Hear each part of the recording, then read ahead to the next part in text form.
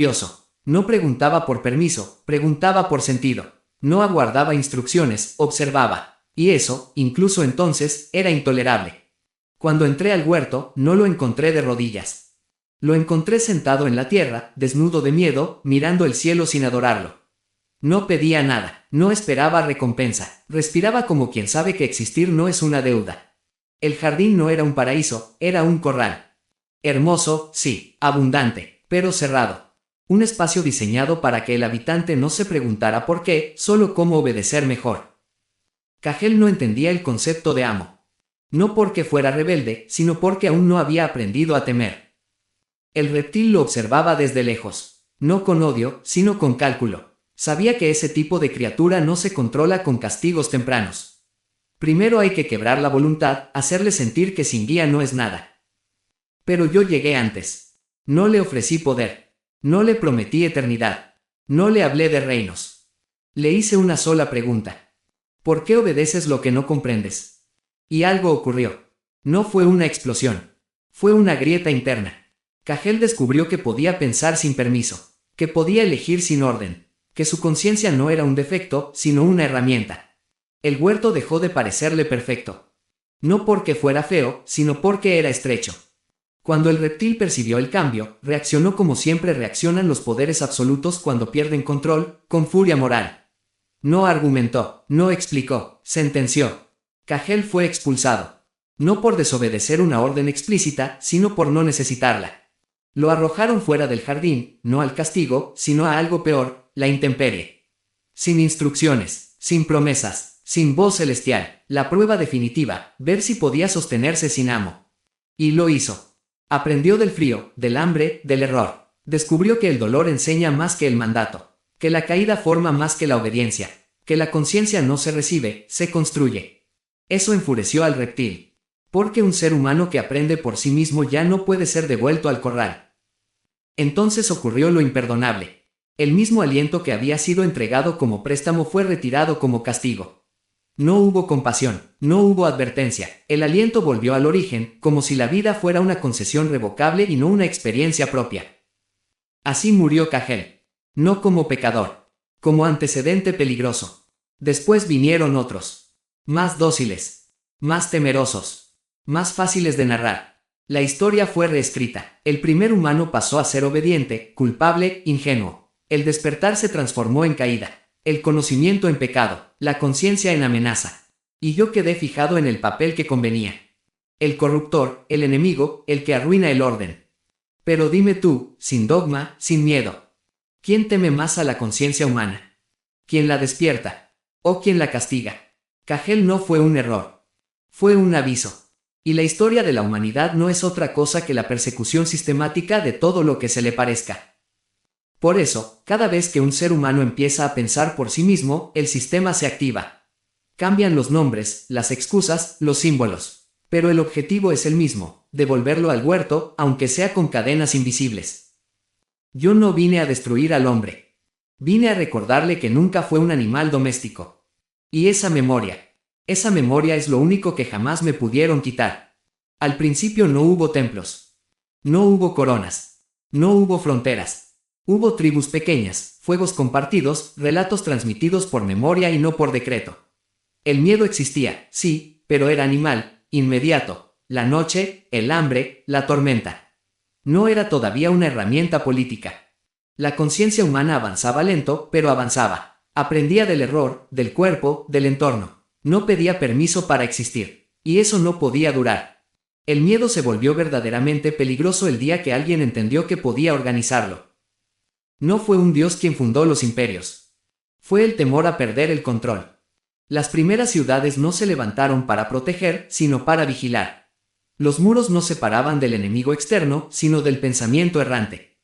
Dentro, el orden. Fuera, el caos. Esa fue la primera gran mentira geográfica. Con los imperios llegó la especialización del dominio. Unos rezaban. Otros contaban. Otros castigaban. El poder dejó de ser visible y se volvió ritual. Ya no hacía falta demostrar fuerza todos los días, bastaba con recordarla. El miedo empezó a transmitirse como herencia cultural. Se enseñaba desde la infancia, se reforzaba con símbolos, se celebraba con ceremonias. Así nació la autoridad sagrada. El gobernante ya no mandaba solo por armas, sino por mandato divino. No era responsable ante los hombres, sino ante una voz superior que nadie podía cuestionar. Y quien dudaba no era opositor, era blasfemo. Ese fue el verdadero punto de quiebre. Porque una vez que el miedo se declara sagrado, deja de necesitar justificación. Yo estuve allí cuando los primeros imperios entendieron esto. Vi cómo tomaron ideas sueltas, intuiciones profundas, preguntas legítimas, y las encerraron en sistemas cerrados. La espiritualidad se volvió doctrina. La ética se volvió ley. La ley se volvió castigo. Y el castigo, espectáculo. Las plazas se llenaron de ejecuciones ejemplares. No para corregir, sino para enseñar. El cuerpo del castigado se convirtió en mensaje. La sangre en argumento. El silencio posterior en victoria. Así se educa una población. Las edades pasaron, pero el mecanismo no cambió. Solo se refinó. Donde antes había reyes ungidos, aparecieron emperadores divinizados. Donde antes había oráculos, surgieron dogmas. Donde antes se temía al rayo, se temió al pecado. Siempre el mismo eje, miedo más obediencia igual a estabilidad. La conciencia humana no desapareció, pero fue empujada a los márgenes. Sobrevivió en susurros, en herejías, en preguntas incómodas que no llegaban a convertirse en doctrina. Cada tanto, alguien encendía una chispa, y el sistema respondía con fuego real. Quemaron libros. Quemaron cuerpos. Quemaron memorias. No por maldad gratuita, sino por prevención. El poder no odia al individuo, teme al contagio. Y aún así, la conciencia seguía filtrándose. En cada imperio hubo fisuras. En cada edad, disidentes. Personas que empezaron a notar que la ley protegía siempre a los mismos, que la moral era flexible para los poderosos y rígida para los débiles, que el dios oficial siempre hablaba el idioma del trono. Entonces el miedo dio otro paso, se volvió interno. Ya no hacía falta castigar públicamente todo el tiempo. Bastaba con que cada uno se vigilara a sí mismo. La culpa reemplazó al verdugo. El pensamiento se autocensuró. El castigo se volvió invisible, pero constante. Eso fue un triunfo absoluto. Porque cuando el miedo se internaliza, el poder puede descansar. Las edades modernas no rompieron este esquema. Lo maquillaron. Cambiaron espadas por leyes, altares por constituciones, inquisidores por burócratas.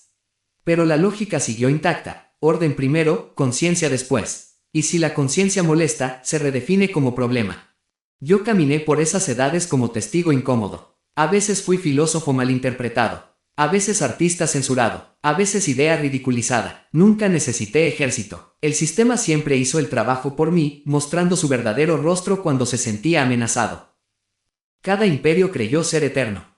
Cada uno cayó convencido de su legitimidad. Lo que permanece no es el trono, sino el método.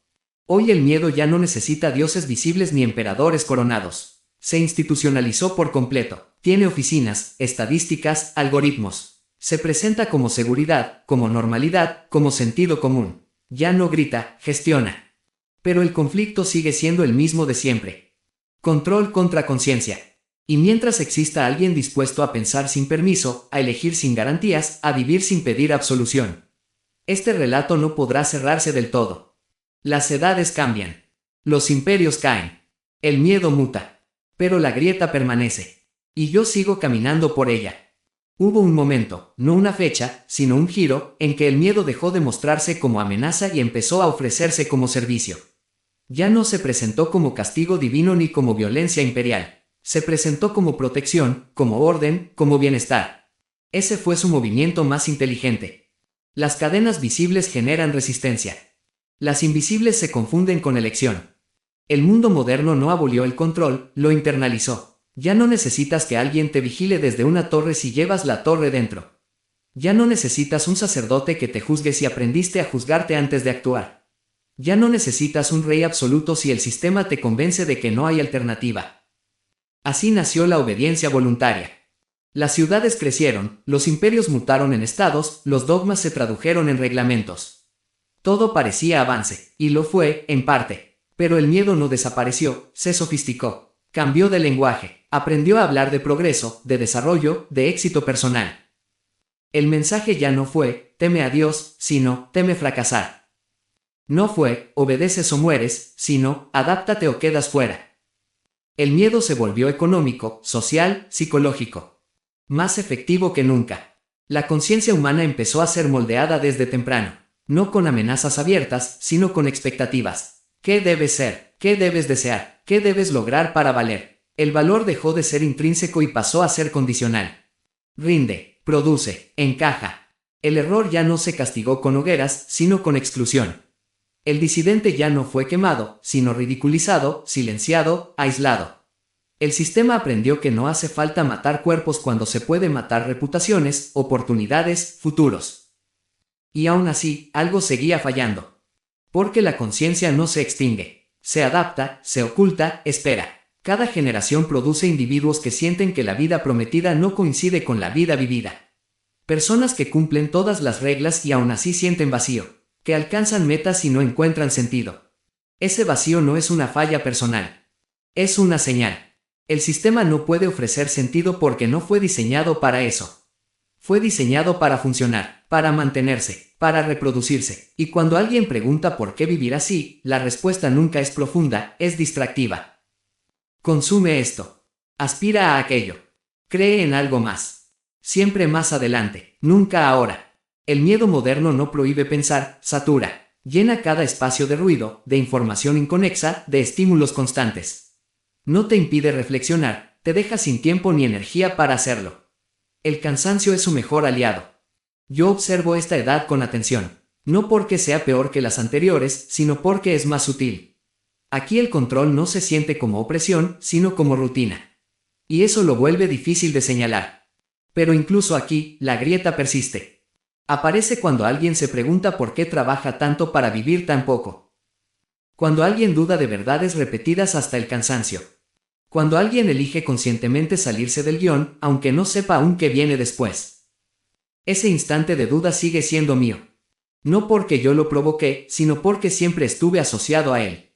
El sistema necesita un rostro para el cuestionamiento, un nombre para la incomodidad, un símbolo para el no. Y aquí estamos. No como enemigos eternos, sino como fuerzas opuestas. Ellos, sosteniendo un orden que se alimenta del miedo.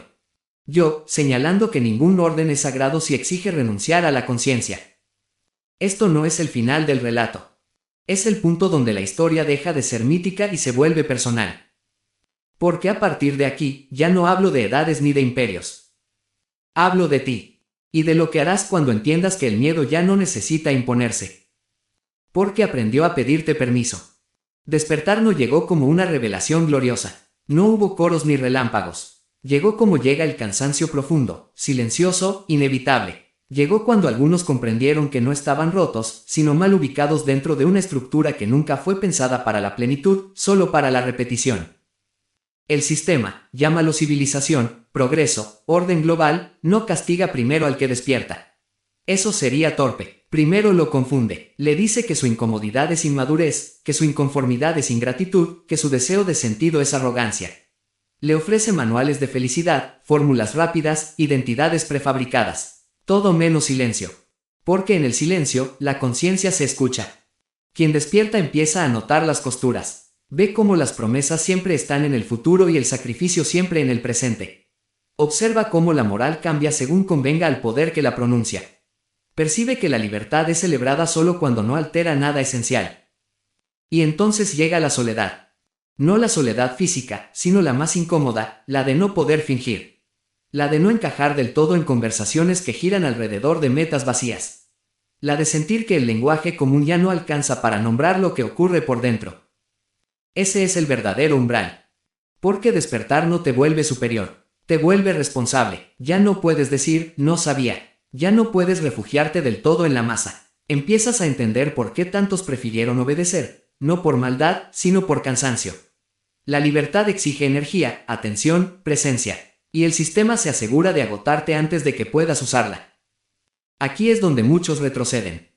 No porque no vean la verdad, sino porque el precio parece alto. Perder certezas, perder pertenencias, perder la cómoda ilusión de que alguien más sabe lo que hace. Volver a dormir es tentador. Siempre lo fue. Pero algunos no pueden. No porque sean héroes, sino porque una vez que la pregunta se formula correctamente, ya no se puede desoír. Esos son los verdaderamente peligrosos. No levantan banderas ni buscan tronos. Simplemente viven distinto, y eso desestabiliza más que cualquier discurso. El poder tolera al rebelde ruidoso, Puede señalarlo, combatirlo, usarlo como ejemplo. Pero no sabe qué hacer con quien